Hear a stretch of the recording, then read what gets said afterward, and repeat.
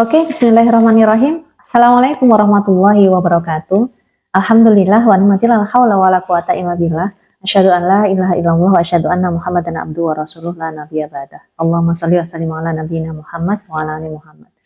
Teman-teman semua yang berbahagia, alhamdulillah di kesempatan hari yang insya Allah penuh berkah ini, kita masih diberikan kesempatan, kita masih diberikan waktu, kita masih diberikan kesehatan oleh Allah Subhanahu wa taala tanpa kita meminta. Secara otomatis Allah udah sayang banget sama kita.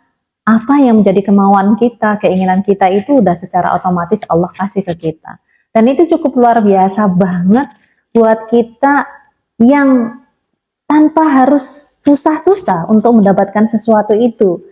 Yang sesuatu itu sering kita lupakan, datang secara otomatis, datang dengan sendirinya. Contoh, kita masih kan hari ini bisa bernapas, ya. Ketika kita menghirup, bangun tidur, kita menghirup nafas, tanpa kita minta, itu udah datang secara otomatis. Dan itu nikmat yang sangat luar biasa untuk kita yang Allah kasih ke kita di hari itu. Dan setiap hari kita itu difasilitasi itu tanpa harus beli. Kita bisa bayangin buat teman-teman kita yang lagi ada di rumah sakit, yang mungkin mereka harus pakai oksigen, atau yang mereka paling ringan aja lah menurut kita, menurut saya, kena sakit flu misal, hidung mampet, itu kan susah banget. Hidung tersumbat, itu kan susah banget buat menghirup nafas. Tapi sering kita ngelupain akan hal yang mungkin itu kecil ya. Tapi ketika kita bisa melihat kembali karunia Allah, itu keren banget, luar biasa banget. Dan mudah-mudahan kita semua termasuk orang-orang yang selalu pandai dalam bersyukur. Salam dan salam semoga senantiasa tercurahkan kepada junjungan kita Nabi Muhammad SAW. Semoga kita termasuk umat yang senantiasa mendapatkan syafaat nanti di yaumul qiyamah.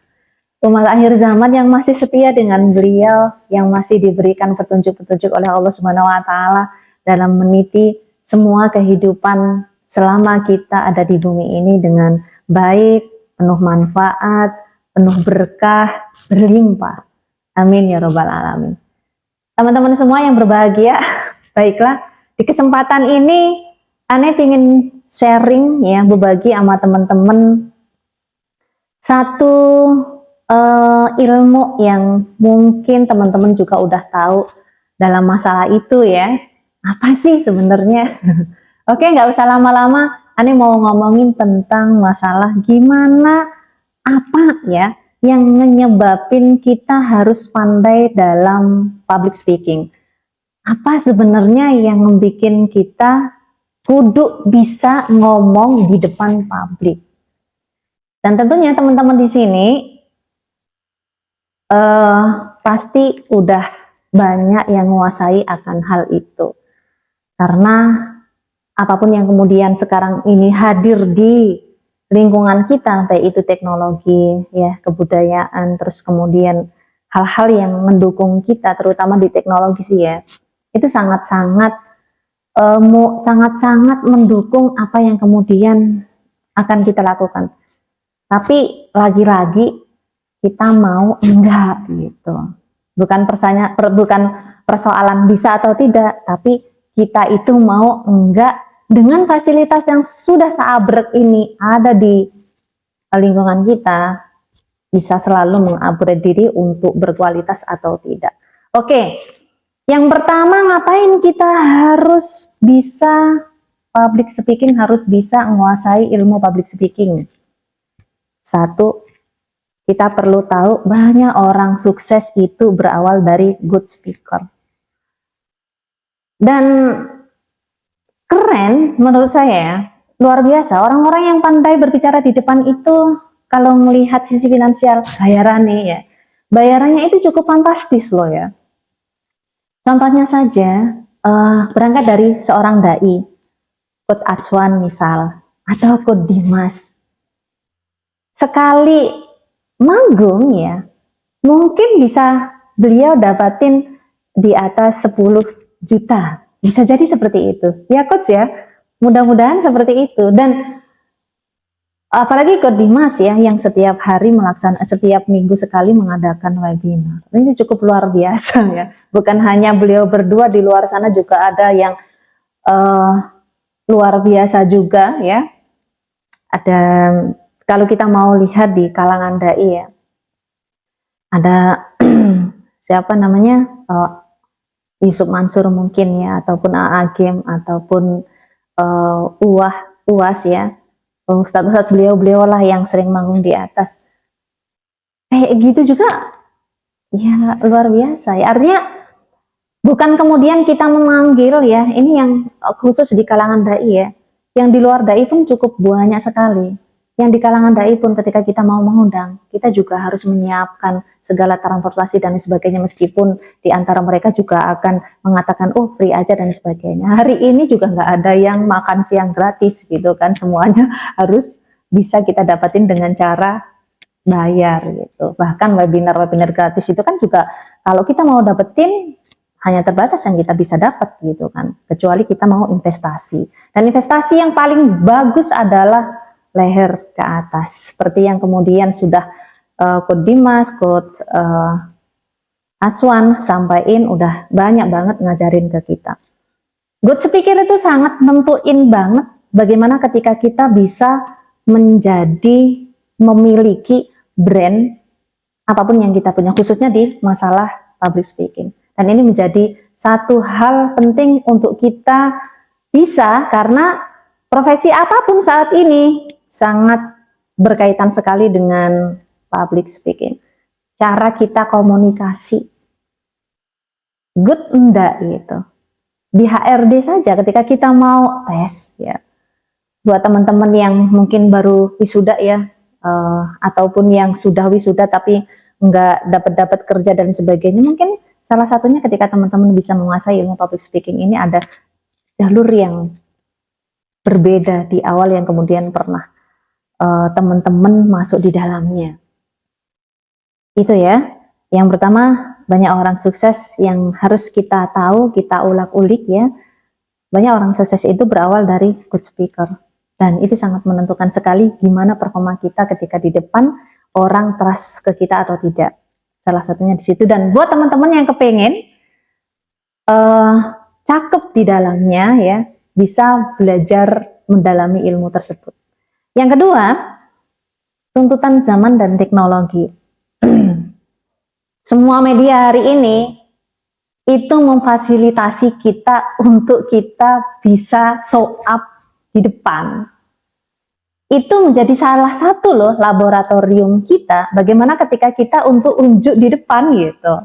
Bukan hanya selfie-selfie tok, enggak. Selesai kalau cuma selfie tok ya. Tapi kita kudu cerdas dong, dengan kecerdasan teknologi yang sekarang ini ada. Ya.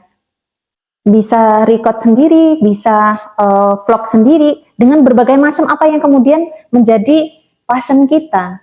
Kalau Ani kan sekarang ngomonginnya terkait dengan masalah public speaking ya, gimana kemudian ketika kita dituntut oleh zaman untuk bisa ngoceh ya, dan ngoceh-ngoceh itu ujungnya juga jadi receh kan, ujungnya juga jadi receh, dan itu betul banget.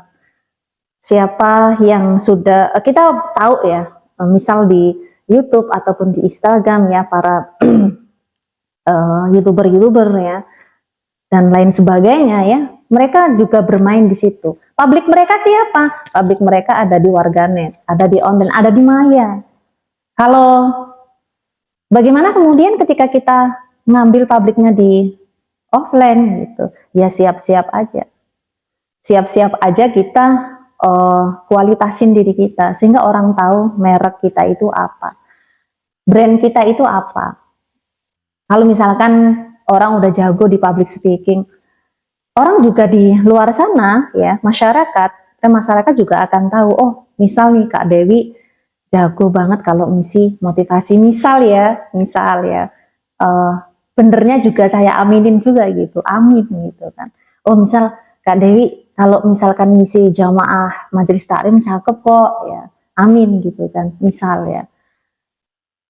Orang pun akan tahu apa kualifikasi, apa passionnya Kak Dewi atau teman-teman semua ya. Sehingga mereka ketika ngundang pun sudah nggak diragukan ya. Keahlian dari apa yang kemudian kita miliki dan dari berbagai aspek. Makanya tuntutan zaman dan teknologi itu jangan sampai kemudian kita ketinggalan di situ. Kalau kita ketinggalan ya kita nggak bisa mengikuti arus perubahan yang terjadi. Akhirnya kita menjadi orang yang termarginalkan, menjadi orang yang terpinggirkan. Kenapa? Kita nggak tahu bagaimana perkembangan teknologi itu yang seharusnya juga kita ikut cerdas di dalamnya, adil di dalamnya, sehingga kebermanfaat dalam diri ini bisa ke backup dan masuk di luar orang pun bisa terinspirasi dari apa yang kemudian kita miliki. Kemudian yang ketiga, tuntutan profesi. Nah, tadi sedikit sepil ya, keterkaitan ngapa ini kita harus menguasai public speaking. Salah satunya adalah tuntutan profesi ya. Kalau kita udah jago di ilmu komunikasi atau ilmu public speaking, apapun yang ada sekarang ini, pekerjaan, entah itu di perusahaan, institusi ya, negeri ataupun swasta, namanya jago berkomunikasi ya, itu semua lini membutuhkan. Kalau di swasta mungkin jadi PR, di institusi negeri pun juga menyediakan ruang itu gitu loh. Bagaimana kemudian seseorang public relation ya, ketika mereka sudah berprofesi di situ, berarti mereka siap untuk mempromosikan produk mereka, institusi mereka, perusahaan mereka. Apalagi kalau kita menjadi bosnya, kita menjadi pemilik ataupun founder dari perusahaan itu. Ya mau nggak mau, memaksa diri kita untuk bagaimana ketika kita juga cakep dalam ngoceh, cakep dalam speak up di depan. Gitu. Dan itu penting banget untuk saat ini. Karena banyak orang viral juga ya, banyak orang yang kemudian punya income yang fantastis karena mereka menguasai dalam ilmu public speaking. Dan ilmu public speaking ini luas banget cakupannya gitu. Intinya bagaimana ketika kita berkata, punya kualitas ya, mengatakan apapun itu mesti akan menjadi sebuah atau sesuatu yang diperhatikan oleh orang lain ataupun diperhatikan oleh publik.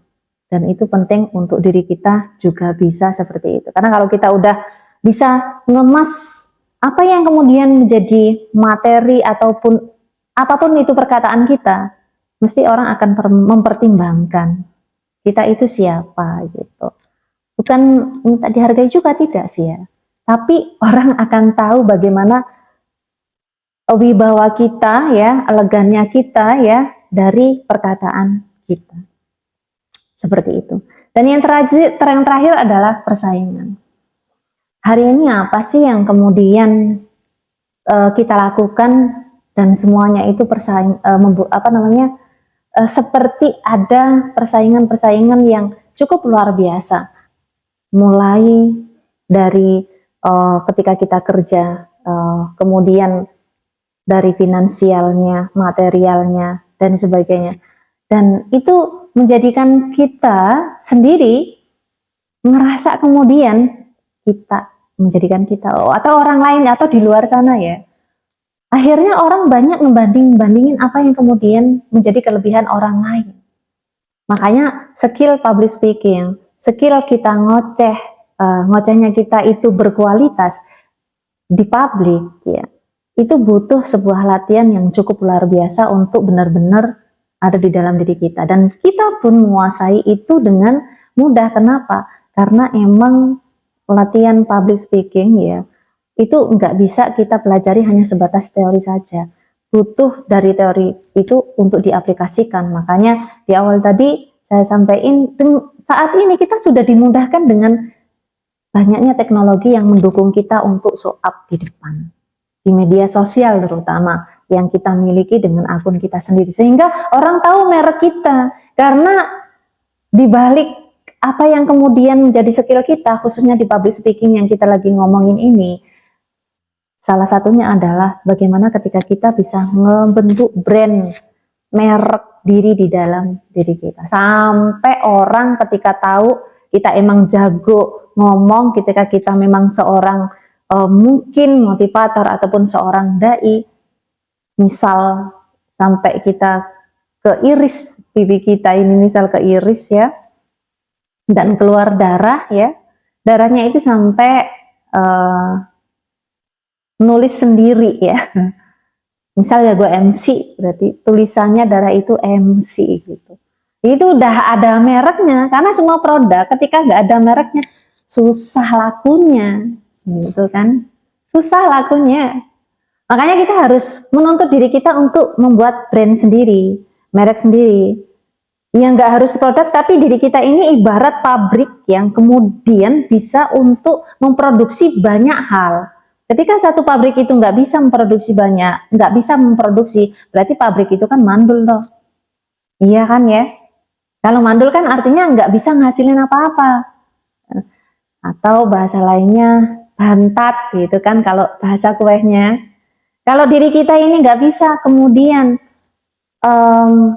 mewujudkan potensi, nemuin potensi dalam diri kita, ya bisa aja kita sama seperti dengan kue bantat, ngembang enggak, mateng iya kali ya, matengnya kali iya ya, tapi nggak bisa ngembang gitu, dan akhirnya kan kuenya nggak cantik gitu.